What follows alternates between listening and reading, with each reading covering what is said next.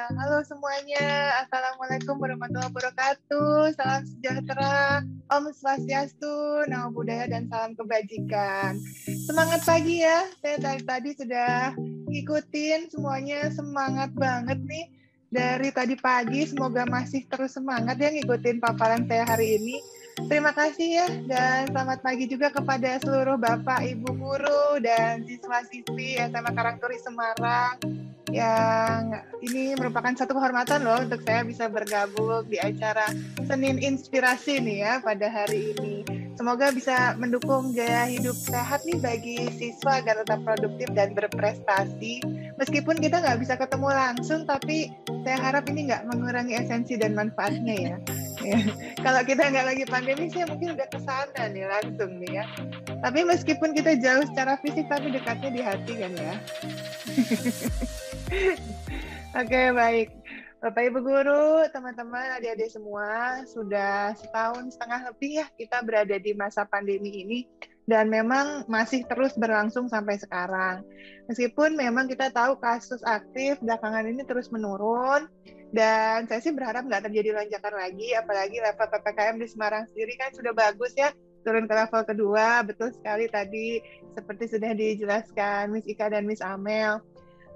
Tapi memang yang paling penting yang harus kita lakukan untuk menekan kasus adalah bagaimana sih tentang kita tuh menyikapi berbagai informasi yang ada selama ini supaya kita benar-benar tahu apa yang harus kita lakukan untuk menghadapi resiko dalam kehidupan kita sehari-hari.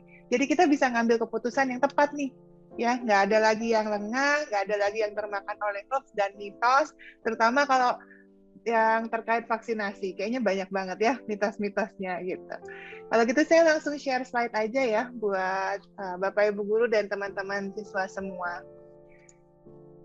Ya, oke. Kalau kita ngomongin tentang coronavirus disease atau COVID-19, ya ini sebenarnya kita tahu penyebabnya virus corona. Saya mau cerita sejarah sedikit nih. Jadi virus corona itu sebenarnya memang sudah ada di bumi ini sejak ratusan tahun yang lalu.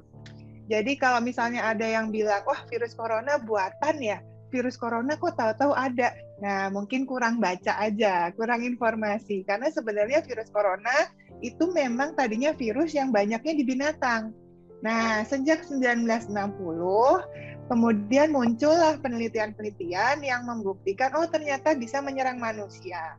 Kemudian bisa menyerang dari satu manusia ke manusia lainnya lagi. Nah, baru deh sejak itu penelitian tentang virus corona ini makin berkembang.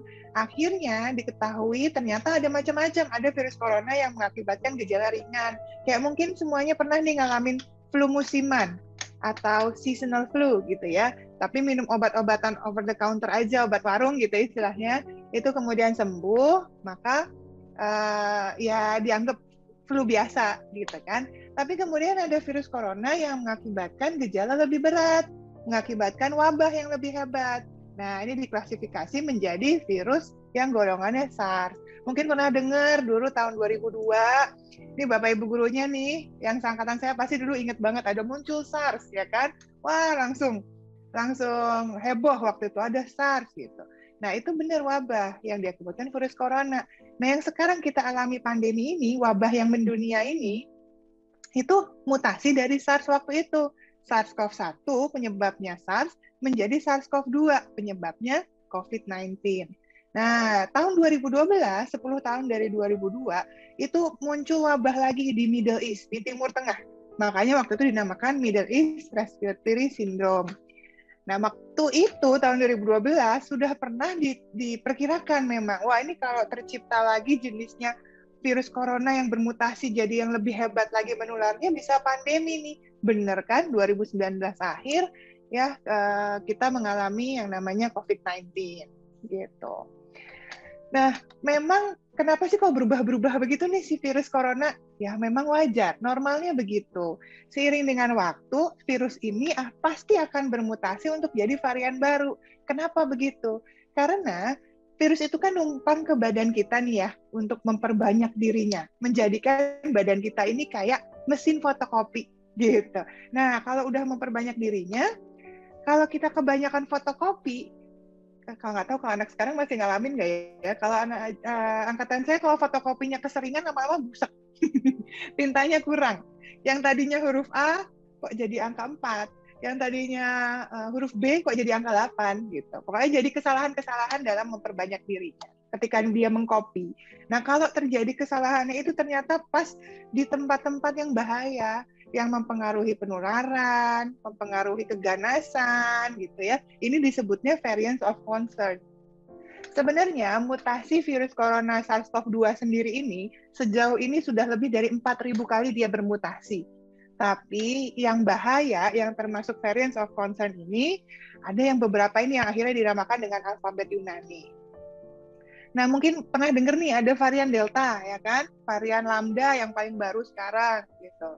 Nah, varian-varian ini sebenarnya mempengaruhi penularan, makanya lebih berbahaya. Jadi kalau dibandingkan varian yang dulu awal muncul dari Wuhan, China itu, ternyata varian Delta ini 3 kali lebih menular. Jadi lebih cepat banget kalau yang tadinya nularnya mungkin dari 1 orang jadi 3 orang, ini bisa ke 6-8 orang. Nah, itulah sebabnya varian Delta juga harus kita antisipasi. Karena kenapa? Selain dia lebih cepat menular, dia lebih bikin orang itu butuh perawatan di rumah sakit. Yang tadinya mungkin di varian-varian awal dulu, begitu terinfeksi, dia ya ringan gejalanya. Ternyata varian Delta ini bikin gejalanya lebih berat. Akhirnya lebih banyak orang butuh di rumah sakit, butuh penanganan ICU, dan lain sebagainya. Nah, makanya kita harus antisipasi penularan yang lebih parah karena adanya varian-varian baru ini. Tapi sebenarnya kalau kita tetap kekeh ya dengan 3M, 3T plus vaksinasi yang dilakukan dengan baik, maka kita bisa mencegah terjadinya peledakan kasus di dunia. Sayangnya, ini per data kemarin, penambahan kasus harian ini luar biasa ya. Jadi sekitar 600.000 lebih kasus hariannya, di mana ini meningkat sejak bulan Juli. Kita tahu di Indonesia juga bulan Juli kan terjadi ledakan kasus yang luar biasa ya, kalau masih ingat kemarin ya. Nah, di dunia, Dirjen WHO udah bilang, waktu Juli doang, itu terjadi 80% kenaikan kasus karena varian Delta ini. Bayangkan, jadi kayaknya kok, wah, tahun belakangan ini kok kayak latihan doang ya untuk menghadapi kasus yang bener-bener nih di tahun ini gitu. Makanya kita nggak boleh lengah. Meskipun sekarang kita harus bersyukur, alhamdulillah, puji Tuhan gitu ya, karena kasusnya sudah turun. Kasus aktif kita sudah di angka 150.000. Kita pernah di angka 600.000 orang yang sakit perharinya. Ada juga pernah penambahan kasus perharinya 60.000 orang lebih. Nah, padahal sekarang di angka 5 ribuan. Nah, ini yang harus kita antisipasi terus, jangan sampai naik lagi. Memang Semarang sudah masuk level PPKM 2, tapi ingat sekitarnya nih. Nah, Jawa Tengahnya masih merupakan penyumbang kasus positif terbanyak di Indonesia. Jadi harus hati-hati. Tetap ya, meskipun prokesnya bagus nih Semarang kan ya, banyak nih prokesnya udah di atas 90% semuanya. Terus juga level PPKM turun, tapi hati-hati kalau banyak mobilitas dari orang-orang sekitarnya, kita tetap harus waspada ya, karena Jateng tetap beberapa hari belakangan ini tetap penyumbang kasus terbesar. Nah, kenapa sih kok kasus-kasus ini kok bisa melonjak-melonjak banget? Ternyata memang ada kaitannya sama mobilitas atau pergerakan manusia. Ini biasanya kalau teman-teman tahu ada liburan panjang, ya kadang-kadang kan suka pengennya kumpul-kumpul, jalan-jalan, ya kan, ketemu dulur gitu ya kan. Waduh, ini sudah dibuktikan ternyata setiap kali ada libur, ternyata kasusnya melonjak luar biasa. Termasuk di libur akhir tahun kemarin, ya kan, Natal, Tahun Baru, jadi liburan panjang, akhirnya kasusnya meningkat. Pertama kali meningkat di atas 14.000. Terus kemarin juga di bulan Juni awal, setelah libur Idul Fitri, udah dibilangin jangan mudik gitu ya, tetap aja 4 juta orang pulang kampung, tetap akhirnya terjadi lonjakan yang luar biasa. Akhirnya bulan Juni kemarin sampai Agustus awal kita parah sekali ya kasusnya, nomor 1 dunia terus tuh selama hampir 1 bulan kita penambahan kasusnya. Tapi sekarang memang Indonesia sudah menurun ya jumlah penambahan kasusnya di angka 6.000, 5.000 gitu ya. Tapi yang perlu diantisipasi jumlah orang yang sakit atau kasus aktifnya itu ternyata masih masuk ke 16 besar dari penduduk dunia. Jadi harus diturunkan terus nih, semoga makin banyak yang sembuh ya, nanti ya yang sedang sakit saat ini ya. Nah, tapi buat teman-teman semua mungkin yang sempat jealous nih, sempat iri. Aduh, enak ya di Amerika udah nggak pakai masker. Wah, di Eropa udah ada Euro gitu kan. Wah, di Jepang kemarin udah ada Olimpiade gitu. Nggak enak banget gitu. Mereka udah seru-seruan. Wah, ternyata, tara, ini dia jeng-jeng. Ternyata kasusnya meningkatnya luar biasa. Saat ini terjadi lonjakan atau ledakan kasus di Amerika Serikat yang sangat-sangat luar biasa. Bahkan di beberapa state itu mereka mengalami kolaps vaskesnya. Sampai kewalahan, nggak bisa nerima pasien lagi. Bahkan pertama kalinya dalam sejarah kita bisa dengar Amerika krisis oksigen. Nah, kenapa? Karena sempat lengah. Dianggap wah udah vaksin mereka udah bagus ya, vaksinnya udah di atas 90%, prokes lepas, sejak berapa bulan yang lalu mereka udah nggak ada aturan pakai masker lagi, akhirnya sekarang deh, kelewatan, ya kan, akhirnya bablas, kasusnya tinggi sekali. Ini nomor 1 dunia sudah sejak pertengahan Agustus, gitu. Di UK gimana di Europe? Ya habis Euro kemarin kasusnya juga luar biasa lagi. Makanya kita harus hati-hati, jangan lengah dulu. Ini belum waktunya kita lengah. Ya, jadi selama pandemi ini masih mengancam, apalagi ada varian baru Delta ini, maka kita tetap harus waspada. Tapi meskipun ada varian baru, tapi kita kan tahu ya sebenarnya penularannya sama, yakni dengan droplets. Nah, kalau menular dari droplets apa sih? Saya rasa pada tahu kan ya droplets ya. Udah enggak lah ya, sudah 1,5 tahun kan diajarin tentang droplets ini. Ya, jadi cairan atau air liur ya yang ada di mulut atau yang ada di hidung kita yang mengandung virus, ya itu adalah droplets. Nah, dropletsnya ini bisa membawa virus ke udara sekitar. Varian baru ini katanya bisa bertahan di udara dengan jangka waktu yang lebih lama. Jadi hati-hati. Kemudian hasil kopiannya di badan kita nih itu lebih banyak. Yang namanya viral load-nya lebih banyak, makanya lebih berbahaya dan bisa mempercepat terjadinya penularan. Nah, droplets ini sebenarnya bisa menular dengan cara 2. Yang pertama kontak langsung dan kontak tidak langsung. Nah, gimana sih kontak langsung? Ya, kalau misalnya kita lagi ngobrol sama orang, lagi ketawa-ketawa, lagi nyanyi, lagi batuk, lagi bersin, lagi nguap, terus ada percikan deh yang keluar dari mulut orang itu, gitu kan? Terus terbawa dan terhirup dan terpercik di orang lain. Akhirnya orang itu bisa menghirup, masuk virusnya, kemudian terinfeksi dengan cara kontak langsung. Nah, tapi ada dengan cara kontak tidak langsung. Apa itu? Dengan kita memegang-megang ya benda-benda di sekitar, di mana di tempat umum itu bekas terjadinya percikan yang jatuh ke benda-benda. Kan kalau kita misalnya ngobrol gini ya, ada lagi bicara gitu, terus ada siraman-siraman yang kita nggak kelihatan itu jatuh di benda-benda sekitar, ada virus di sana, di mana virus itu bisa bertahan di atas benda mati. Bisa berapa lama? 72 jam di atas plastik dan stainless steel. 24 jam di atas karton. Nah, jadi kalau kita pegang-pegang benda itu, kemudian ada virus nih di tangan kita nih, nggak kelihatan virusnya, tapi kita pegang tempat masuknya virus. Di mana sih tempat masuknya virus? Cuma 3 ya, mata, hidung, mulut. Nah, virus nggak bisa masuk lewat tangan, tapi lewat 3 ini. Nah, kalau kita kemudian pegang tempat masuknya virus, maka bisalah tertular kita dengan cara kontak tidak langsung. Makanya, habis pegang-pegang benda di tempat umum, kita harus langsung bersihkan tangan. Karena apa? Kita punya kebiasaan untuk pegang-pegang tempat masuknya virus ini lebih dari 20 kali dalam sejam. Jadi kayak mulai dari yang siapa yang punya kebiasaan tiba-tiba kucek-kucek mata, pegang hidung, benerin poni, benerin hijab, ada aja gitu ya kegiatan kita ya, nggak nyadar gitu kayaknya. Nah, ini harus hati-hati. Nah, kalau sampai terinfeksi bisa muncul gejala. Gejalanya sangat bervariasi. Gejala utama memang biasanya demam, ada batuk, dan sesak napas. Tapi nggak semua orang yang terinfeksi COVID-19 ini pasti mengalami gejala yang sama.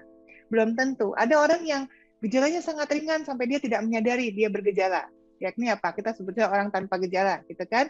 Ada orang-orang yang gejalanya nggak ada hubungannya sama saluran pernapasan. Misalnya tiba-tiba keluhannya pembengkakan di kelopak mata, nggak ada batuk, nggak ada pilek, ternyata COVID-19 positif. Bisa. Keluhannya ruam di tangan dan di kaki, ternyata COVID-19 positif. Bisa. Nah, kenapa demikian? Karena virus itu masuk bukan cuma nyerang saluran pernapasan kita aja. Reseptor atau tempat masuknya virus ini ada di hampir setiap organ di tubuh kita. Makanya yang paling banyak terserang di mana, biasanya dia menimbulkan gejala yang paling berat. Nah, pada Delta ini ada satu gejala, yaitu gejala pencernaan yang lebih sering ditemui. Misalnya ada mual, ada muntah, ada diare, gitu. Nah, yang khas juga dari COVID-19 adanya anosmia. Anosmia itu kehilangan kemampuan untuk kita mencium atau membedakan bau-bauan. Nah, ini khas sekali biasanya pada pasien-pasien COVID-19. Nah, karena gejalanya sangat bervariasi, makanya kita nggak bisa menentukan seseorang ini terinfeksi COVID-19 hanya berdasarkan gejalanya saja. Harus dilakukan pemeriksaan atau tes. Nah, mungkin Bapak Ibu guru sama teman-teman semua sudah pernah dengar ya tentang tes-tes yang ada di sini sekarang. Ada antigen, dulu awal-awal tahun lalu antibody, ya kan, rapid antibody. Kemudian ada PCR tentunya, ada genos juga, dan lain-lain. Nah, sebenarnya harusnya seperti apa sih?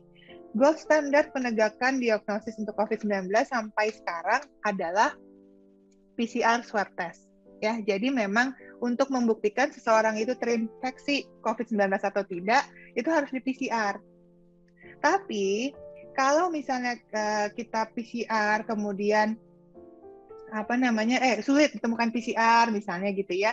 Nah, kemudian adanya yang mudah juga yang terjangkau antigen, itu nggak apa-apa. Sebenarnya antigen itu hanya untuk screening. Jadi yang diperiksa kalau PCR swab test adalah material genetiknya virus. Jadi kalau misalnya habis di swab, terus diperiksa, oh ada nih material genetiknya gitu kan di tubuh kita, oh berarti kita terinfeksi. Nah, tapi kalau antigen yang diperiksa adalah protein infeksi karena corona. Tapi nggak spesifik coronanya apa. Padahal tadi saya di awal udah jelasin ya, virus corona ternyata macam-macam, nggak cuma SARS-CoV-2 ini aja. Nah, makanya biasanya antigen itu harus dilanjutkan dengan pemeriksaan PCR sebagai konfirmasi. Benar nggak dia terkena COVID-19 atau tidak, gitu. Ya, oke, jadi memang yang namanya infeksi virus ini pasti akan sembuh sendiri.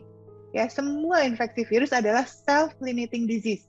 Kayak misalnya mungkin dulu pernah tahu ada cacar air, ya kan? Dia akan sembuh sendiri nih kalau lewat 14 hari, ya kan? Influenza, oh ya 5-7 hari selesai sendiri gitu kan.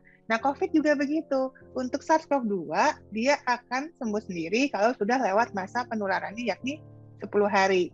Nah, tapi sayangnya meskipun masa periode infeksinya sudah selesai, tapi bukan berarti perjalanan penyakitnya bisa ikut selesai begitu saja. Kalau misalnya gejala yang kita alami ringan, ya udah dia akan sembuh sendiri juga. Tapi kalau perjalanan penyakitnya ternyata berat dan sudah merusak organ-organ, maka bisa aja dia meskipun infeksinya sudah nggak menularkan ke orang lain, tapi perjalanan penyakitnya bisa malah memburuk.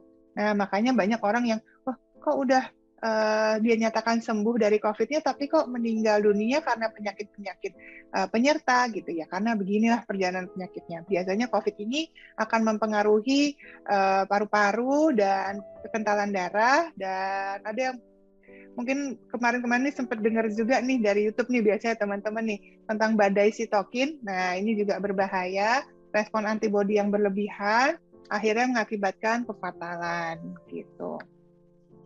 Ya, meskipun sampai sekarang belum ada ya obat spesifik anti SARS-CoV-2, gitu nggak ada ya. Anti COVID-19 itu belum ada, tapi obat yang tersedia sekarang ini bisa mengurangi gejala yang timbul. Ya, kalau ada dikasih anti demam, batuk dikasih obat batuk. Kalau untuk saturasi oksigennya harus dikasih oksigen, bisa dibantu. Nah, dengan adanya antivirus, antibiotik, nah ini bisa mengurangi jumlah keparahan atau akibat virus ini menginfeksi tubuh kita dan mengurangi kemungkinan infeksi sekunder. Dan sekarang juga ada terapi plasma. Mungkin teman-teman pernah dengar plasma konvalesen. Buat yang pernah kena donor plasma. Nah, ini bisa membantu juga untuk orang-orang yang bisa ya menjalani donor plasma ini. Tapi ya sekali lagi saya bilang syukur alhamdulillah gitu ya, puji Tuhan, karena sampai sejauh ini mau berubah kayak apapun variannya sejauh ini ya masih bisa terdeteksi sama tes-tes yang ada, masih merespon dengan regimen pengobatan yang ada, masih dicegah dengan protokol kesehatan yang sama, tetap vaksin itu bermanfaat dan dapat melindungi kita dari varian-varian yang ada sekarang. Nah, tapi memang bedanya kalau dibandingkan varian-varian sebelumnya, karena dia lebih menular dan viral load-nya ini jumlah partikel virusnya lebih banyak di sekitar kita, maka kita harus menggunakan double masker. Ya, double masker ini gimana makainya? Masker medis di bagian dalam, masker kain di bagian luar. Kenapa kok nggak boleh masker medis aja? Kalau kita lihat orang yang pakai masker medis kan suka ada bolong-bolong ya, celah-celah nih di sampingnya atau di atasnya gitu ya, jadi biasanya nggak rapat. Akhirnya partikel virus itu tetap bisa masuk dari bagian celah-celah itu. Makanya sebaiknya ditutup dengan masker kain, karena masker kain biasanya rapat mengikuti bentuk wajah kita. Kalau cuma masker kain doang gimana? Filtrasinya kurang. Nanti partikel tetap bisa tembus ternyata dan terhirup sama kita. Makanya sekarang disarankan menggunakan masker double. Ya, gitu. Jadi ya, inilah sebenarnya perbedaannya dibandingkan yang saran-saran dari tahun lalu. Ya, jadi yang tuku beras kudu ditaker, ya, yang pengen waras nganggo masker. Ya. Oke, yang kedua, tadi 3M ya, masih inget ya 3M ya. 5M dah boleh deh, mau ditambahin. Mau 10M boleh deh, yang penting dikerjain ya. Oke, yang kedua menjaga jarak aman, minimal 1-2 meter dari orang lain. Kenapa sih kita harus jaga jarak meskipun kita sama sahabat kita yang persahabatannya bagai kepompong gitu ya. Ya, setiap kali dekat banget orangnya baik gitu ya, tapi virus nggak lihat-lihat orangnya baik apa enggak ya. Jadi kita tetap harus jaga jarak. Kalau misalnya kangen ya udah, sekarang kangenannya pakai video call dulu ya kan, ketemunya lewat Zoom gini dulu. Tapi nggak boleh nempel-nempel karena bisa terpercik sama terhirup sama droplet orang lain itu tadi. Makanya kita harus jaga jarak ya. Ngati-ngati nyandung belara ya toh. Ojo lali, jaga jarak. Terus yang ketiga, oh mohon maaf, keluar jadinya. Cuci tangan. Nah, M yang ketiga, mencuci tangan. Saya mau tanya nih, udah pada hafal belum sih 6 langkah cuci tangan dengan baik dan benar? Ini guru-gurunya hafal nggak ya? 6 langkah cuci tangan. Saya lebih yakin ini murid-muridnya lebih hafal. Menerapkan 6 langkah cuci tangan pakai sabun dan air mengalir ya minimal 20 detik. Kalau nggak ada baru pakai hand sanitizer ya. Kenapa harus cuci tangan? Ingat tadi ada penularan dengan cara apa? Kontak tidak langsung.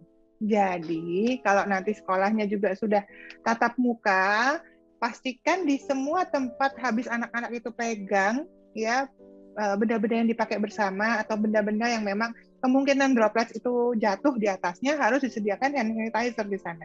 Ya, itu penting sekali. Karena kebiasaan anak-anak apalagi pegang-pegang muka tuh tanpa disadari pasti sering sekali terjadi. Ya, oke. Oh ya, ini rujaan nganggo timun, wisuh tangan nganggo sabun. Ya. Oke, tadi kan 3M ya, membersihkan untuk diri sendiri kalau 3M, ya kan? Jaga kebersihan untuk diri sendiri. Nah, tapi jaga kebersihan untuk lingkungan nggak kalah penting. Jadi, yang paling penting pada COVID-19 ini adalah menjaga sirkulasi udara dengan baik. Karena apa? Droplets hantarannya udara. Nanti seiring gravitasi, dia akan jatuh ke bawah. Tapi ketika dia berada di udara, kalau misalnya dia sirkulasi udaranya nggak bagus, misalnya di ruangan yang tertutup, tidak ada jendela atau pintu yang bisa dibuka, semua kaca-kaca, ventilasi hanya dari AC, maka ini sangat berbahaya. Jadi pastikan ruangan kelas itu harus memiliki sirkulasi udara yang baik. Ya, pastikan ada jendela atau pintu yang bisa dibuka, ada pergerakan udara di sana. Ya, tapi kalau nggak ada gimana? Manfaatkan teknologi. Zaman sekarang udah ada air purifier, air disinfektan, ya kan? HEPA filter dan lain-lain, manfaatkanlah. Karena itu bisa mengurangi partikel virus yang ada di udara dengan saringan teknologi yang baru ini. Tetap bisa ada solusinya, oke? Okay? Nah, selain itu perhatikan apa? Kebersihan semua yang berhubungan sama air liur. misalnya di dapur atau pantry, ya kalau di sekolah ada pantry buat guru-guru misalnya, atau di kantin buat anak-anak sekolah. Pastikan nggak ada pertukaran lagi alat makan.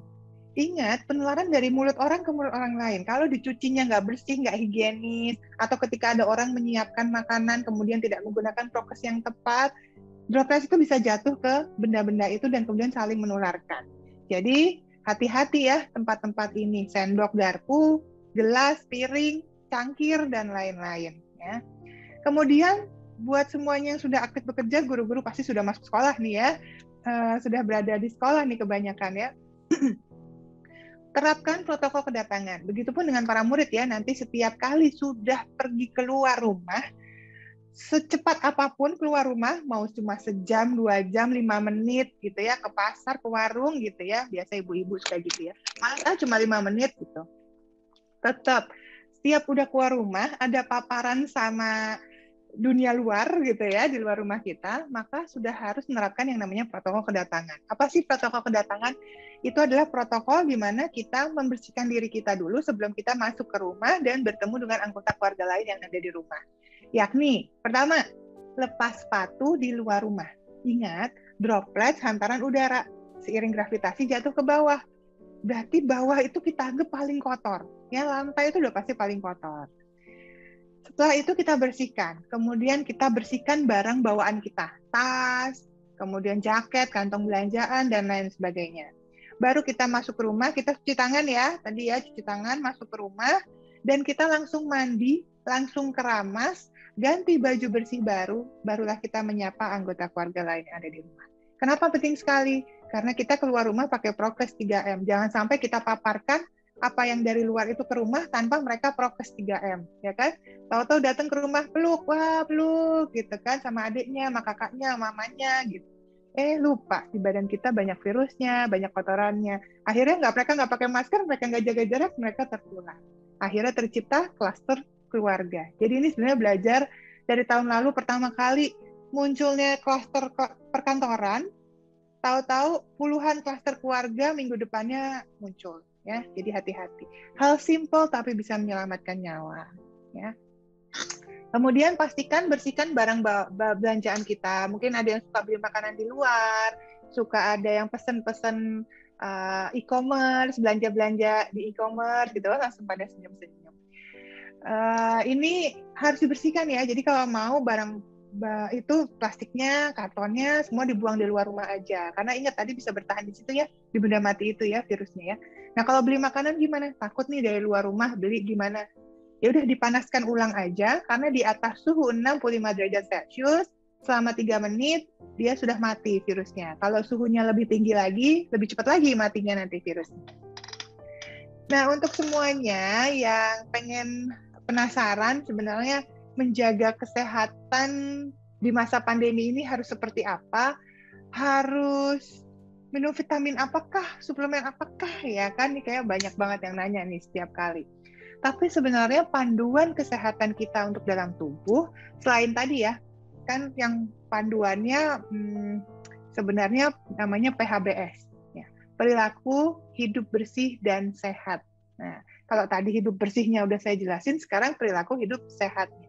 Nah, perilaku hidup sehat ini sebenarnya udah lama digembar-gemborkan dan nggak berubah sebenarnya sampai sekarang. Karena apa? Basicnya ini, mau menghadapi COVID, penyakit infeksi lainnya, ataupun penyakit non-infeksi, perilaku hidup sehatlah kuncinya. Yakni apa? Pertama, gizi seimbang. Kalau dulu waktu kecil saya masih diajarin 4 sehat 5 sempurna. Tapi ya ketahuan ya umurnya ya. Oke, tapi zaman sekarang udah harus diganti ya, harus update ya menjadi gizi seimbang. Nah, gizi seimbang ini harus makan semuanya, karbohidrat, protein, lemak, kalau bisa lemak baik ya. Kemudian vitamin dan mineral. Caranya gimana kita bisa masuk 5 gizi seimbang ini?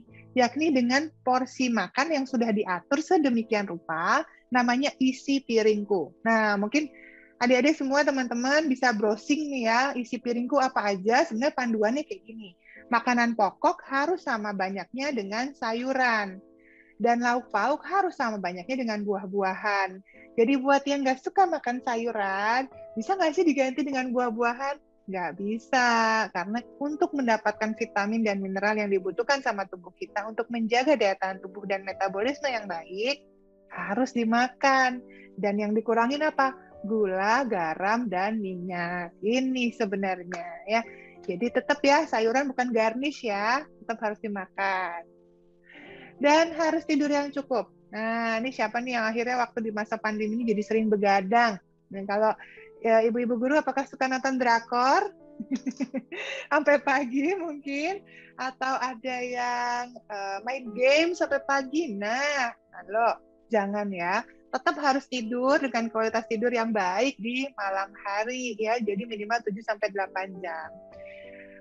Terus harus olahraga. Ya, emang kan sekarang katanya yang mager yang ngelamatin negara gitu ya, tapi yang nggak mager-mager amat juga ya, harus tetap olahraga. Olahraga yang disarankan adalah olahraga dengan intensitas ringan sampai sedang. Cukup 15-20 menit aja di rumah aja, 3 kali seminggu itu udah cukup sebenarnya. Jadi nggak perlu yang harus maraton, triathlon, atau sekarang kan hobi pandemi sepedaan sampai berpuluh-puluh kilo gitu, sebenarnya nggak perlu sih. Ya, justru malah yang disarankan intensitasnya jangan yang terlalu berat. Karena kalau terlalu berat, tubuh kita tuh butuh waktu untuk kembali fit lagi, itu lebih lama dibandingkan kalau intensitasnya ringan sampai sedang. Akhirnya kalau waktunya lebih lama, maka bisa membuat lebih rentan jadi terinfeksi. Ya, jadi sarannya seperti ini.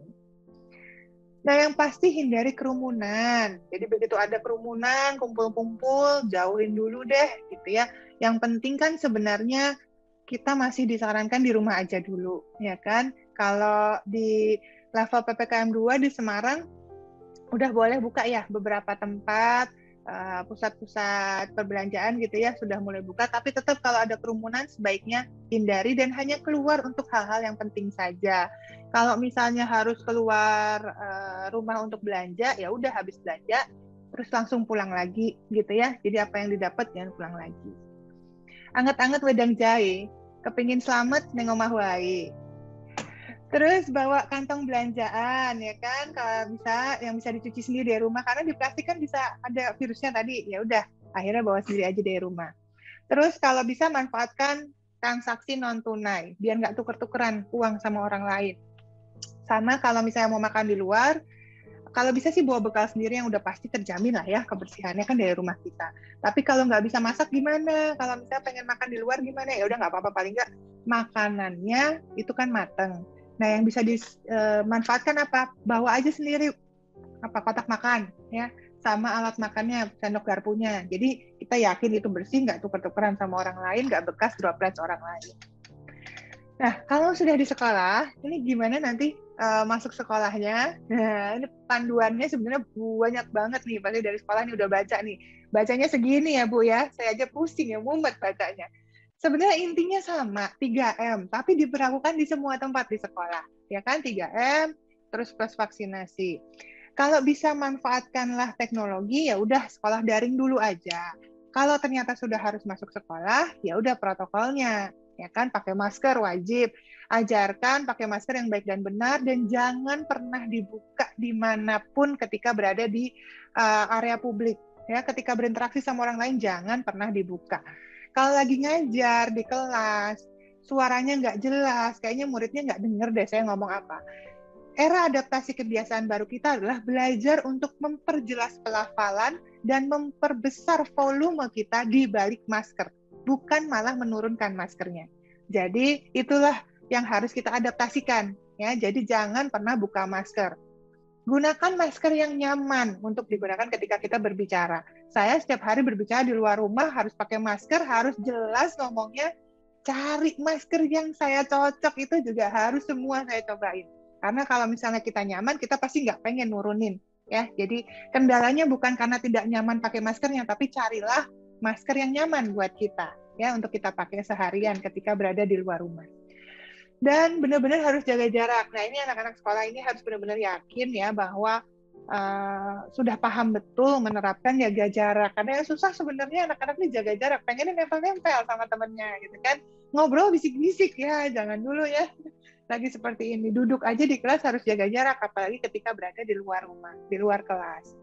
Nah, apalagi pas makan. Ini sering sekali terjadi baik di perkantoran, sekolah, dimanapun ya, di restoran bahkan. Orang kalau lagi makan, kebiasaan ngobrol. ya kan? Padahal ingat tadi penularannya dari mana? Ketika kita ngobrol, dropletnya bisa terhirup dan terpercik ke orang lain. Jadi kalau lagi makan, fokus aja dulu makan di meja sendiri-sendiri. Kalau ada kaca akrilik atau plastik yang bisa dibersihkan sebelum dan setelah kita makan sebagai pembatas, ya boleh. Tapi kalau misalnya nggak ada, ya udah kita makan fokus sendiri-sendiri di meja masing-masing, nggak usah ngobrol sama orang lain 5-10 menit, atau kalau mau batasannya udah 20 menit ya. Boleh gitu ya, fokus aja dulu gitu. Selesai makan, baru kita pakai masker lagi dan kita baru berinteraksi sama orang lain, baru ngobrol. Ya, jadi pentingnya di situ, jangan ngobrol sambil makan. Ya. Terus masker juga jangan taruh di bawah. Kenapa? Masker itu kan kita udah pakai seharian ya, udah disaring. Jadi kalau kita saring teh itu kan kelihatan ya di atas saringan tuh coklat-coklat ya tehnya ya. Nah bayangin si teh itu adalah virusnya. Nah udah kesaring nih di masker kita. Malah kita peperkan ke tempat masuknya virus. Akhirnya bingung. Saya ketularan dari mana ya? Udah pakai masker, ya pakai maskernya yang baik dan benar nggak? Gitu. Ya. Jadi jangan dinaik turunkan, malah dipeperkan. Oke, yang pasti jangan kontak fisik dulu. Ini kalau orang Indonesia nih salamnya banyak. Ada yang jabat tangan, ada cupika-cupiki, ya kan? Ada pelukan, ada tos, ada salim, cium tangan. Nah, macam-macam. Tapi di masa pandemi ini semua bisa menularkan ke orang lain. Jadi jangan dulu ya. Nanti kita kalau udah selesai pandeminya boleh gitu. Ini kita bisa bikin salam-salam. Mungkin Karangturi ini bisa bikin sendiri nih salamnya khasnya SMA Karangturi apa gitu kan. Yang pasti nggak bersentuhan tapi tetap sopan atau gimana. Terserah kreativitasnya. Tapi jangan sampai lupa terus menularkan dari satu orang ke orang lainnya gitu ya. Terus bawaannya kita jadi banyak, memang ya masker harus bawa ganti, karena masker itu maksimal harus diganti setiap 4 jam sekali. Kalau basah, kalau lembab, harus lebih cepat lagi digantinya, gitu ya.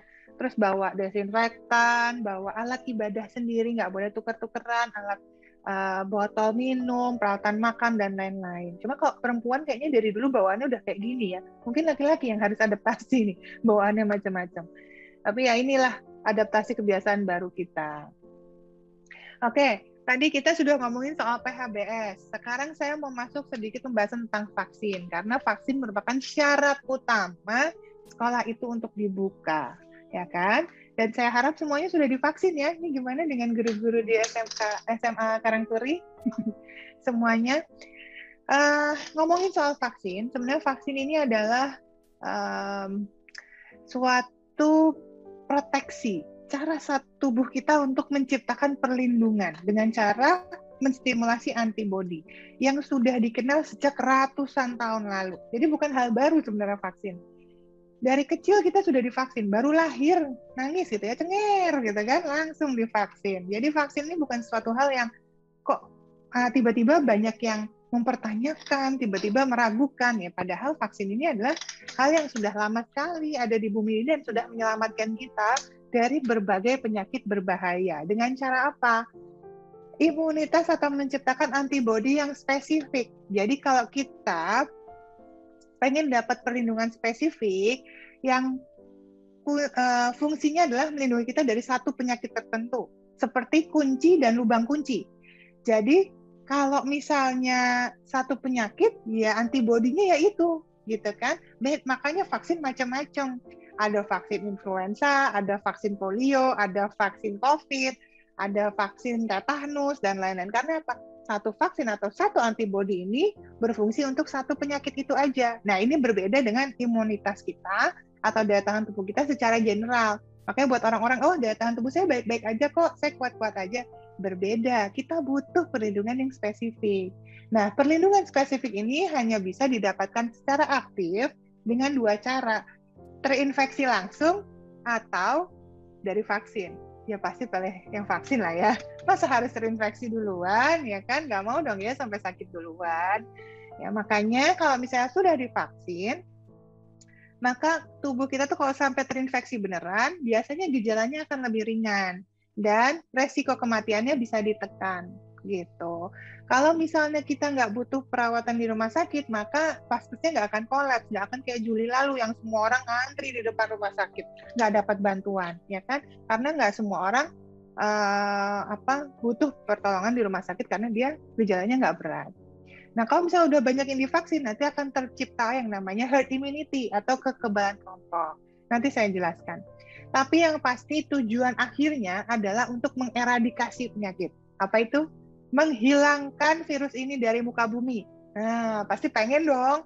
Pastilah kita pasti pengennya gone virus ini gitu kan. Bukan pertama kalinya virus atau penyakit itu hilang dari muka bumi karena vaksin. Banyak sebenarnya. Dan salah satu penyakit berbahaya yang zaman dulu sempat mewabah juga dan mendunia juga adalah smallpox. Atau kita sebutnya dulu cacar. Jadi cacar itu bukan kayak cacar air kayak sekarang karena varicella, tapi cacarnya itu gede-gede. Ya, jadi kalau ada cacar itu kecil-kecil gitu ya, bulanya atau gelembungnya, ini gede-gede. Akhirnya bisa fatal. Nah, itu zaman dulu nggak peduli itu raja, bangsawan, mau rakyat jelata gitu ya. Begitu udah kena, langsung diasingkan dan udah pasti meninggal. Nah, tapi karena ada vaksinnya, udah hilang itu, kita nggak pernah tahu lagi ada penyakit itu di muka bumi. Kita udah nggak pernah ketemu lagi sama penyakit itu, gitu. Dulu nih mungkin orang tua kita, eyang-eyang gitu ya, atau buyut gitu buat teman-teman, suka mungkin ada yang sempat lihat di tangannya ada goresan tuh, vaksinnya zaman dulu digores bentuknya. Nah itu salah satu vaksinnya. Untuk apa? Menghilangkan penyakit itu dari muka bumi. Tapi zaman dulu vaksinnya heboh ya, sampai digores gitu kan, lukanya gede gitu. Nah zaman sekarang vaksin udah tinggal pakai jarum kecil, jarum bayi, nggak kerasa. Hebat nih. Nah, zaman sekarang juga banyak sebenarnya penyakit-penyakit yang udah hampir hilang dari muka bumi, makanya sampai sekarang kita masih terus divaksin. Vaksin DPT, ya kan, terutama untuk polio nih, yang paralitik. Ini karena sudah nggak ditemukan lagi kasusnya. Kemudian kemarin juga sempat ya rubella, kan sempat heboh lagi, difteri. Nah, akhirnya divaksin lagi, kita massal, kita nggak ketemu lagi. Ya kan, sekarang udah nggak pernah dengar lagi ada kasus itu lagi. Nah, untuk COVID-19 memang kan macam-macam nih. Mungkin teman-teman ada yang dengar nih, ada vaksin AstraZeneca, ada Pfizer, dan lain-lain. Ya, karena ini pembuatannya. Setiap merek ini pendekatannya berbeda. Ada yang dibikin dari virus yang dimatikan, ada yang dibikin pakai viral vector, ada yang dibikin dari RNA-nya, gitu ya. Tapi semuanya ini sebenarnya mau vaksin itu buatan Cina, buatan Amerika, buatan Eropa, semuanya harus melalui tahapan pembuatan vaksinasi yang sama, yang sudah ditetapkan standarnya oleh WHO. Jadi harus melalui setelah penelitian eksplorasi, lewatin praklinis dulu. Kalau sudah praklinis, nanti masuk uji klinis. Kalau dia sudah lewat uji klinis 3 fase, nanti akan ditinjau lagi nih oleh badan regulasi. Di Amerika ada US FDA, di Eropa ada Europe FDA, di Indonesia ada Badan POM. Ntar baru deh kalau lolos semuanya, baru boleh dikasih ke orang lain. Jadi sebenarnya kalau masih ditanyakan juga aman atau tidak, sebenarnya dari praklinis juga ya udah yang pertama dipastikan keamanan. Dari uji klinis fase 1 yang dipastikan keamanan. Ya terus dipastikan sampai berlapis-lapis. Nah, jadi kita bukan prinsip percobaan sekarang. Justru yang mau nih rela jadi relawan uji coba, ini mereka yang sudah ikut peserta uji klinis. Mereka yang hebat. Bikin kita akhirnya bisa punya vaksin sekarang. Jadi banyak merek vaksinnya ya. Kenapa? Karena memang sebenarnya produsen pembuat yang mencoba nih ya, yang mencoba bikin vaksin di dunia itu udah lebih dari 500 perusahaan. Tapi yang di-approve sesuai standar WHO yang sudah ditentukan, ini mereknya terbatas, hanya belasan. Nah, Indonesia punya kesempatan untuk beli Sinovac, AstraZeneca, Novavax, Pfizer, dan Moderna. Meskipun sebagian juga hibah, ada yang dikasih gitu kan ya, sama COVAX Facility, sama negara-negara sahabat. Nah, tapi juga perusahaan juga beli pakai vaksin gotong royong, yakni Sinovac, CanSino, dan lain-lain. Tapi sebenarnya semuanya ini yang dibeli dan yang masuk ke Indonesia udah dapat yang namanya Emergency Use Authorization. Jadi sudah pasti diperbolehkan digunakan. Nah, kebanyakan vaksin ini punya jarak penyuntikan untuk kan semuanya harus 2 dosis ya, kecuali Johnson & Johnson. Tapi Johnson & Johnson nggak masuk Indonesia. Nah, yang lainnya semuanya butuh 2 dosis. Kenapa harus lengkap 2 dosis? Karena ternyata kalau cuma 1 dosis, hanya muncul respon imun primer yang kemudian nanti akan turun. Nah, makanya dia butuh booster untuk vaksin dosis kedua untuk menciptakan respon imun sekunder supaya yang namanya imun memorinya bisa tercipta dengan optimal sesuai yang diharapkan. Jadi makanya buat yang mungkin baru vaksin pertama ya, lupa dosis keduanya, buru-buru di vaksin dosis kedua dilengkapi ya. Dan beda-beda ya, hitungannya kenapa beda-beda ya, ini setiap perusahaan, setiap pabrik punya hitungannya masing-masing. Sinovac, Moderna 28 hari jaraknya, Sinovac, Pfizer 21 hari jaraknya, AstraZeneca 12 minggu ya. Oke. Nah, kita kan pengennya tercipta herd immunity nih. Herd immunity ini adalah kekebalan kelompok. Jadi kalau misalnya kita banyak orang yang nggak divaksin, maka virusnya gampang banget nyebarnya. Ya kan, gampang, orang nggak punya kekebalan gitu. Nah, tapi kalau lebih banyak orang yang divaksin, maka virusnya contain. Dia bingung, mau infeksi ini, kok dia kebal, nggak bisa memperbanyak diri. Mau infeksi ini, kok dia kebal, akhirnya hilang deh, dia bingung mau infeksi siapa lagi. Akhirnya lenyap dari muka bumi. Nah, ini sebenarnya yang kita pengen, ya kan? Makin banyak orang yang punya kekebalan ini, akhirnya dia bisa membuat virus ini tetap terjaga dan nggak menginfeksi lagi. Dan kita bisa ikut melindungi orang-orang yang belum dapat akses vaksin. Misalnya siapa? Anak-anak di bawah 12 tahun. Kan belum bisa divaksin nih. Ya berarti orang sekitarnya, keluarganya, kakaknya, gurunya, semua yang ada di sekolah harus divaksin. Supaya anak-anak itu tetap terlindungi, ada bentengnya di sekitarnya. Ya.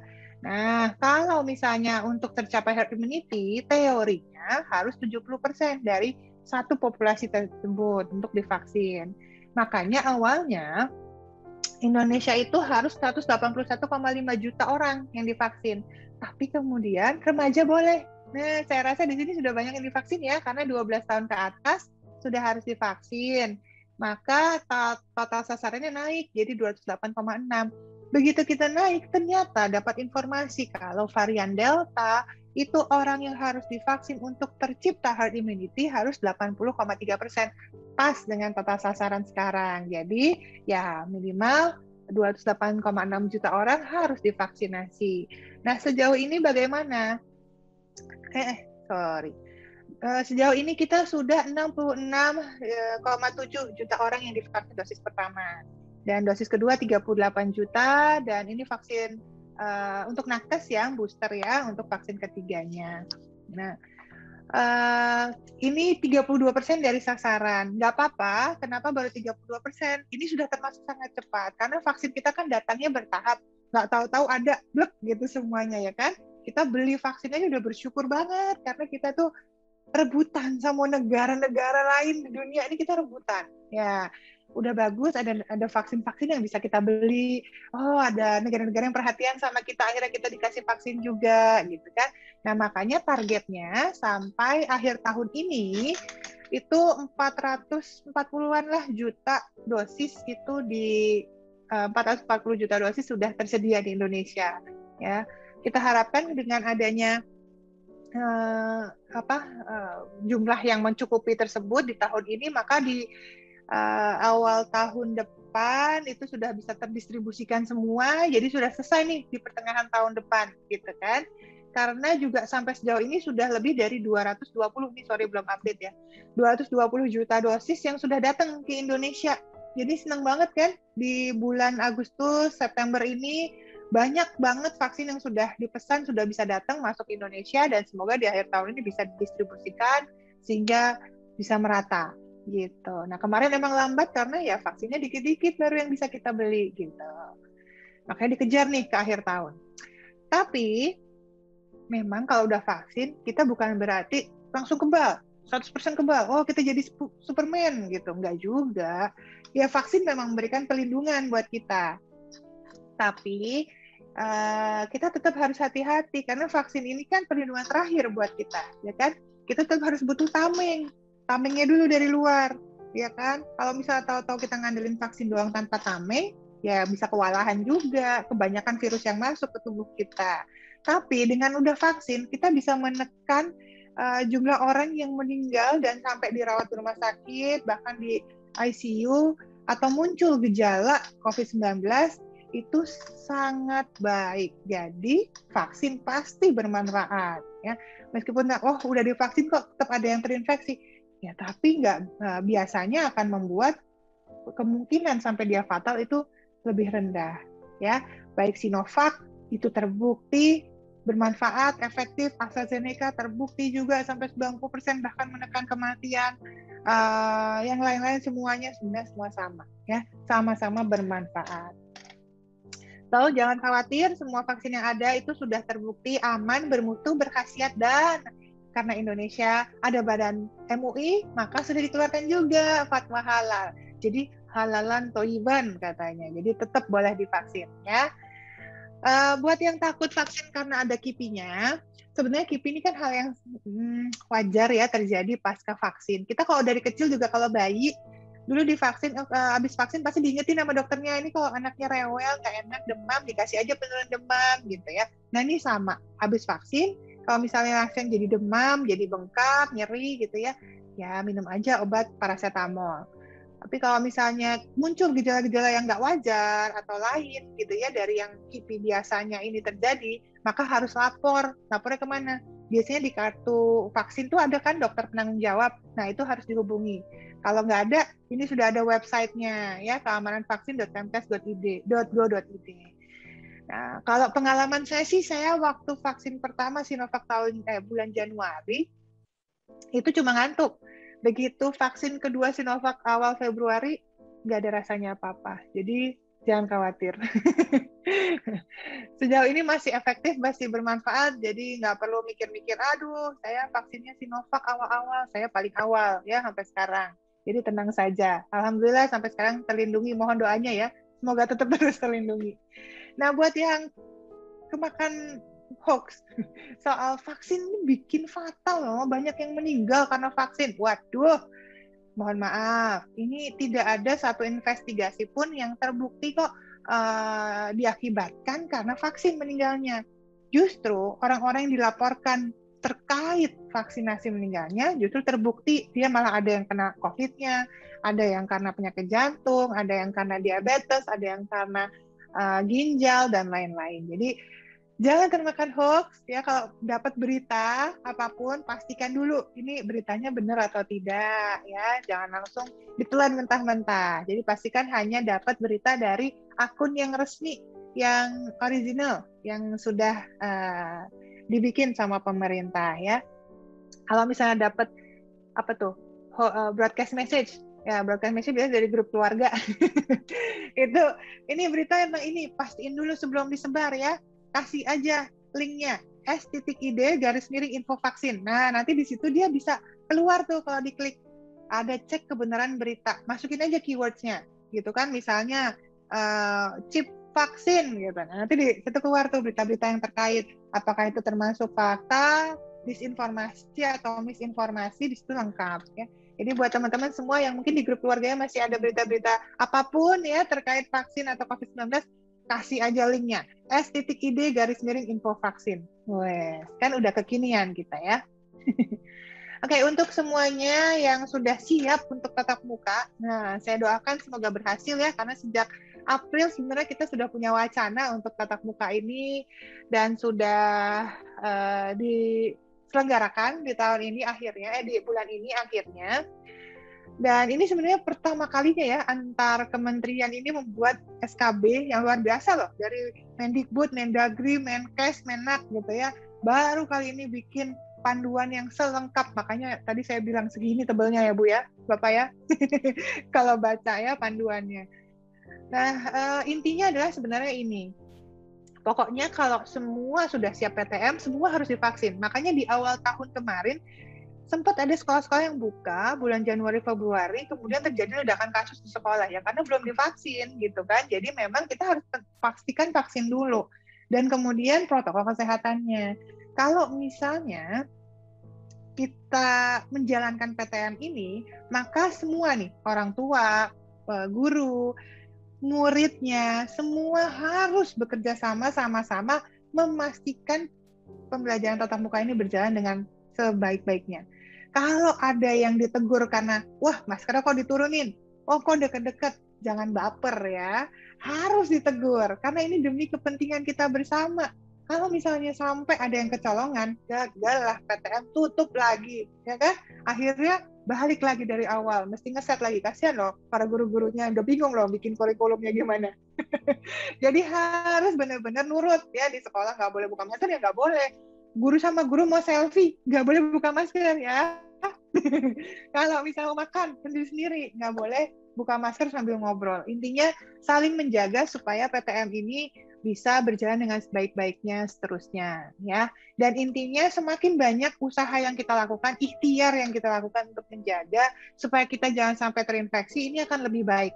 So, pakai masker iya, jaga jarak iya, cuci tangan iya, vaksin iya, dan lain-lain. Makin banyak usaha yang kita lakukan, makin terlindungi kita dari COVID-19 ya. Ya udah, pokoknya kalau kita disiplin protokol kesehatan ini kita bisa tetap aman dan bisa tetap terus produktif, jadi bisa sekolah lagi kayak dulu lagi. So ini sebenarnya solusinya supaya kita bisa tetap kembali dan segera berkumpul bersama di sekolah seperti saat dulu. Belajar interaksi, saya yakin para guru juga setuju ya kalau saya bilang tetap ada manfaatnya loh, ketemu langsung sama enggak pasti berbeda ya kan, tetap ada hubungan timbal balik, belajar bekerja sama, belajar untuk bersosialisasi yang kita nggak dapetin kalau kita cuma dari layar ke layar gini gitu kan. Tetap harus ada pelajaran tatap mukanya.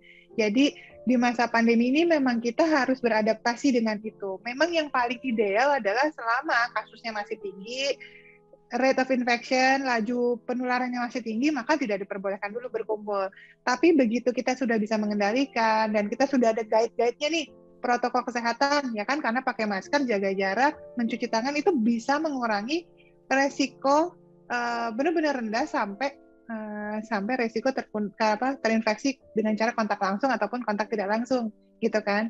Jadi kalau kita ikutin 3M aja sebenarnya sudah aman kita dari COVID-19, apalagi ditambahin tameng satu lagi dari badan vaksin. Nah, kalau kita sudah menjalankan itu dengan baik, saya rasa nggak masalah. Apalagi protokol di sekolah itu sudah segini loh, Noel, panduannya ya, yang harus tetap diikutin satu-satu dari mulai pagar sekolah sampai ruang kelas sampai toilet, semua diatur di situ panduannya. Jadi kalau bisa ada tatap muka yang sekarang sudah disarankan oleh pemerintah, tetap bisa dicoba. Tapi ya itu tadi, Noel, semua teman-teman ya benar-benar kerjasama. Kalau mau sekolah benar-benar harus pakai masker, benar-benar kalau ada teman ya jangan deket-deket. Kalau habis megang-megang apa-apa harus cuci tangan, itu benar-benar harus diterapkan ya. Jadi harus sama-sama kerjasama, meskipun sekolah udah nyiapin bersih-bersihnya sekolah, tapi tetap tanggung jawab utamanya ada di Noel dan teman-teman. Jadi kalau Noel kangen ke sekolah, ketemu teman lagi, pulang sekolah ya udah harus pulang dan harus protokol kesehatan kedatangan. Ya, jadi nggak boleh kumpul-kumpul lagi di ruang sekolah, di gerbang sekolah, buka masker. Nah, itu yang nggak boleh. Jadi kalau memang mau belajar dengan tatap muka, ya sudah bisa dilakukan, asal syaratnya itu tadi, kerjasama yang baik di antara semua pihak. Sebenarnya pemerintah juga sudah menganjurkan ya, kalau kita buang masker jangan sembarangan, dan harus dipisahkan, supaya kasihan nih, nggak nularin orang-orang yang ada di sekitarnya juga. Ya, bayangin kalau orang yang beneran sakit, terus main buang masker gitu aja, ntar pemulungnya segala macam, kasihan ya kan. Tapi sebenarnya itu sudah ada aturannya. Jadi kalau misalnya Patrice pernah lihat panduan protokol panduan membuang masker yang baik dan benar agar bisa nanti didaur ulang, itu sudah ada sebenarnya videonya secara resmi dari lawancovid.go.id. Tapi kalau misalnya belum, mungkin gambaran besarnya gini. Jadi setiap kali kita buka masker, kita rusak dulu nih talinya gitu ya, atau kita copot gitu ya supaya nggak bisa dipakai lagi sama pemulung dan nggak melukai, dan letakkan di satu kantong plastik khusus. Jadi kalau misalnya buang masker jangan digabung sama yang lain ya. Khusus, nanti kalau sudah penuh kita ikat dan kemudian kita labeli ini masker medis gitu, limbah masker medis. Nanti ketika kita buang ke tempat sampah, mereka sudah tahu nih, si para pemulungnya itu sudah akan mengetahui. Seperti kita lihat mereka suka memulung-mulung si botol limbah plastik gitu kan ya, dibedain, dipisahin. Nah, ini sama.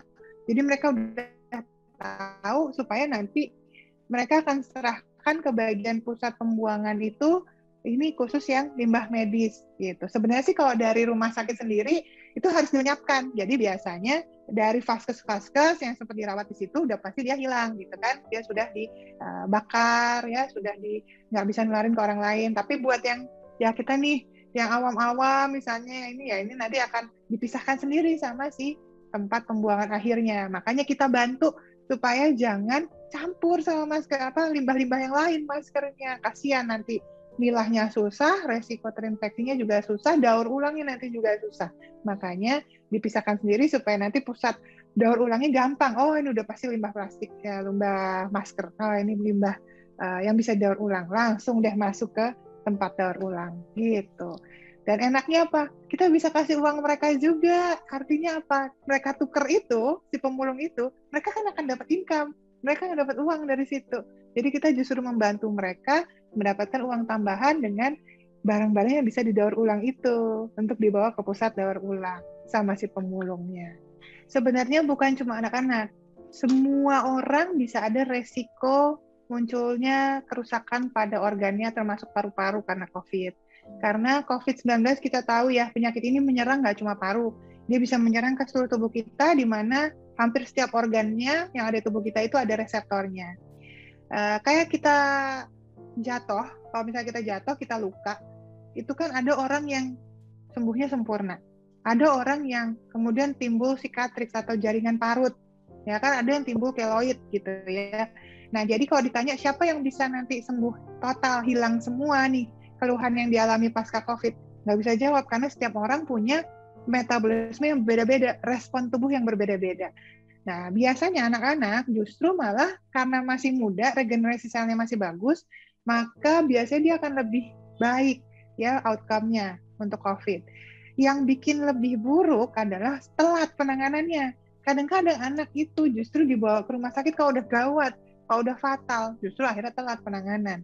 Nah, makanya siapapun, baik itu anak-anak, dewasa, lansia, secepat mungkin dapat penanganan dan pengobatan yang tepat, itu akan mengurangi timbulnya gejala yang parah dan mengurangi resiko timbulnya kefatalan atau timbulnya resiko tadi, jaringan-jaringan parut atau kerusakan-kerusakan organ yang ditimbulkan karena COVID itu.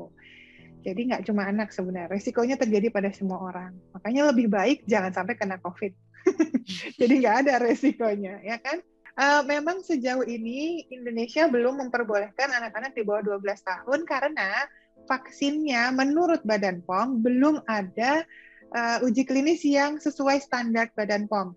Ya, jadi kita harus menunggu dulu nih uji klinis yang memang sesuai standar, yang benar-benar menghasilkan hasil yang baik sesuai yang diharapkan, barulah nanti akan dapat izin. Ya. Kita tahu beberapa negara lain kayak di Cina sendiri Sinovac sudah digunakan sebenarnya untuk 3 tahun ke atas, tapi yaitu penelitiannya, uji klinisnya itu belum banyak. Jadi kita masih menunggu yang paling baik lah agar kita bisa pastikan vaksin ini benar-benar aman, efektif, dan berkhasiat untuk anak di bawah 12 tahun gitu. Makanya kita ini sebenarnya Badan POM kita ini standarnya cukup tinggi ya, harus benar-benar seperti standar US FDA, kita tahu FDA Food and Drug Administration di Amerika itu kan standar tinggi. Nah, Badan POM sebenarnya ngikutin itu gitu. Jadi kita nggak perlu khawatir, vaksin yang ada udah pasti aman. Makanya kita menunggu sampai ada vaksin yang bisa di-approve, barulah bisa diberikan kepada anak-anak di bawah usia 12 tahun. Tapi memang vaksin anak umumnya, Pak Imam, itu jarang yang mendapatkan emergency use. Jadi kita tunggu sampai benar-benar dapat authorization gitu. So ya kita sih berharap sebentar lagi ya akan ada ya, tapi mungkin in the near future ya, mungkin di awal tahun depan sudah ada beberapa uji klinis yang selesai, jadi bisa ditelaah lagi ya oleh Badan POM kita. Kita pesan vaksin dari hampir semua pabrik atau produsen yang di-approve oleh WHO. Tapi memang nggak semua pabrik itu kan main ngasih gitu aja. Kita sampai sekarang mau beli Moderna nggak bisa. Makanya Amerika kemarin akhirnya hibah aja kasih kita. Karena dia pede banget sama vaksinnya. Ini buat bantu nakes nih gitu kan. Nakes kita kan yang meninggal jumlahnya luar biasa ya gitu. Jadi mereka kasih sebagai hibah gitu. Nah, banyak sebenarnya perusahaan yang kita coba beli ya, seperti Sputnik, Moderna, Johnson & Johnson, dan lain sebagainya, tapi nggak semuanya bisa berhasil. Jadi kayak beli vaksin ini tuh nggak kayak kita beli ikan di pantai, di laut, di pasar gitu, enggak sih. Banyak gitu unsur-unsur yang harus diperhatikan. Kita mampu beli vaksin yang nggak ada percuma juga, ya kan? Kita mau beli berapapun jumlahnya, tapi mereka nggak bisa produksi, ya percuma juga. Jadi kita akhirnya bisa kerjasama dengan beberapa perusahaan yang mereka juga sebenarnya kerjasama dengan negara-negara lain kan, jadi harus ngantri lah istilahnya gitu. Bukan berarti mungkin ke depannya kita nggak bakal beli Sputnik, bisa aja kita beli gitu kalau memang sudah ada jalannya untuk kerjasama, sudah bisa dibeli, sudah masuk giliran kita untuk beli gitu ya. Tapi kalau PO sih sebenarnya PO ke semua kita coba. Tapi ya yang bisa sekarang masuk gantian. Makanya kenapa mereknya banyak macam-macam. Karena nggak mungkin kita beli cuma di satu perusahaan doang yang bisa mencukupi 440 juta dosis, ya kan? Makanya kita beli, kita beli coba di Sinovac sekian puluh juta, beli di Pfizer sekian puluh juta, AstraZeneca gitu kan. Karena makin cepat aja deh, siapa yang cepat, makin kita terlindungi, makin banyak vaksinnya untuk kita, itu makin baik. Karena kita butuh vaksinnya gede banget, 440 juta gitu. Sedangkan kita lihat di Singapura aja, negara tetangga kita yang luar biasa itu ya, penduduknya 5 juta, dia sampai sekarang nggak bisa loh 100% memvaksin warganya. Ya, jadi masih 4 juta sekian yang divaksin. Kita vaksin 5 juta orang dalam seminggu. Jadi memang kita ini negara yang luar biasa ya, butuh banyak sekali usaha untuk masyarakat yang luas. Dan ya sebisa mungkin apa aja merek vaksin yang bisa kita beli, sama-sama semuanya efektif, sama-sama semuanya melindungi, memunculkan antibodi yang sama dan memberikan pelindungan yang sama. So ya udah dimanfaatkan aja deh semua merek yang ada gitu. Yang paling penting lebih cepat, lebih baik, makin merata lebih baik, dan makin cepat terlindungi lebih baik juga. Selamat pagi Bu Dokter. Halo, selamat pagi Pak. Ya, saya mau nanyakan ini Bu. Ini ada teman yang sudah pernah terpapar COVID. 1 bulan itu dia sudah sembuh dan dinyatakan sudah negatif. Kemudian sebulan lagi D-dimernya naik lagi 1.000 lebih. Kemudian sudah sembuh lagi dan dinyatakan negatif. Nah, barusan ini sudah sebulan lagi kena lagi. Naiknya menjadi 5 ribuan. Oh, D-dimernya naik lagi. Ya. Oke. Itu kan biasanya kalau orang COVID kan kecuriannya di sana. Ya, ya betul. Biasanya di situ pengentalannya. Itu penyebabnya apa ya, Dok? Oke, baik. Terima kasih pertanyaannya, Pak. Memang kita harus mengetahui dulu ya bahwa pasca kita dinyatakan sembuh dari COVID, yakni udah tidak menularkan ke orang lain ya, itu kan memang 10 hari. Tapi kejadian perjalanan penyakitnya ini bisa berlangsung sampai berbulan-bulan setelah dia masa periode infeksinya selesai. Nah, kalau misalnya dia sudah sempat dinyatakan sembuh, kemudian masih ada gejala, kita sebutnya sebagai gejala long COVID. Sebenarnya gejala long COVID ini macam-macam banget ya, mulai dari kelelahan, capek-capek gitu ya, ada yang sesak napas berkepanjangan, ada yang sakit kepala, nyeri dada, pusing, sampai ada yang nggak bisa jalan, ya kelumpuhan gitu segala macam tuh tetap ada pada long COVID. Nah, salah satu hal yang perlu diperhatikan adalah kalau sudah pernah terinfeksi COVID-19 bisa terjadi gangguan darah. Gangguan darah yang fatal bisa diakibatkan oleh satunya kekentalan darah yang diperiksanya dengan pemeriksaan D-dimer. Nah, D-dimer ini sebenarnya untuk mengetahui kondisi kritis atau tidaknya, atau gangguan ada gangguan tidak pada proses pembekuan darah. Jadi kalau misalnya terjadi kekentalan darah yang tinggi, maka dia bisa berbahaya sekali. Bisa terjadi yang namanya koagulopati. Jadi koagulopati ini bisa kalau misalnya di pembuluh darah, dia bisa menyumbat. Kalau dia menyumbatnya di jantung, dia bisa bikin gagal jantung. Menyumbatnya di otak, dia bisa bikin stroke non-hemoragik. Kalau nyumbatnya di ginjal, bisa jadi gagal ginjal, dan lain sebagainya. Makanya, salah satu yang penting untuk memastikan kondisi darah seseorang adalah diperiksa terus kondisi D-dimernya. Nah, kekentalan darah ini sebenarnya banyak sekali faktor yang mempengaruhi. Pertama, gaya hidup, ya, terutama makan gizi seimbang enggak, minumnya cukup atau tidak, air mineralnya seperti apa. Kemudian merokok atau tidak, atau dia perokok pasif atau tidak, karena sangat-sangat mempengaruhi kekentalan darah. Kemudian apa sering olahraga atau tidak, ya kan? Makin jarang olahraga biasanya kurang baik juga tuh, ya. Kemudian apakah ada penyakit penyerta yang bisa mempengaruhi kekentalan darah? Jadi banyak Pak Taryo faktor yang mempengaruhi D-dimer ini sendiri. Tapi memang ini harus terus dilihat pasca 3 bulan dari kesembuhan, diperiksa terus-menerus. Makanya orang yang sudah pernah sembuh, meskipun gejalanya pada saat COVID itu ringan sekali atau tanpa gejala bahkan, tetap harus melakukan pemeriksaan secara rutin sampai 3 bulan minimal dari dia dinyatakan sembuh sampai benar-benar dinyatakan oke, kondisinya sudah pulih gitu. Jadi harus rutin memang, sebulan sekali atau kalau perlu 2 minggu sekali dicek darahnya lagi, kondisi parunya lagi, pemeriksaan organ-organ lainnya untuk memastikan nggak ada gejala-gejala long COVID yang timbul. Nah, kalau misalnya ditemukan, maka harus ada pengobatannya nih, banyak obatnya. Regimen pengobatan untuk memastikan kondisi darahnya itu bisa kembali normal lagi. Nah, ini sering ada yang kecolongan di situ, udah sembuh dari COVID, ternyata meninggalnya karena gagal jantung misalnya. Nah, misalnya ada yang gitu. Jadi, hati-hati, harus konsultasi dan gaya hidupnya harus sehat lagi, ya. Jangan jangan malas-malesan, harus olahraga, jangan terlalu berat olahraganya kalau habis kena COVID, dan jauhi oksidan-oksidan seperti rokok, ya, itu sangat berbahaya. Semoga terjawab ya, Pak Taryo. Ya, terima kasih. Selamat siang, Bu. Oke, itu tadi presentasi dari saya. Terima kasih banyak. Semoga bermanfaat. Mohon pamit ya. Terima kasih. Terima kasih.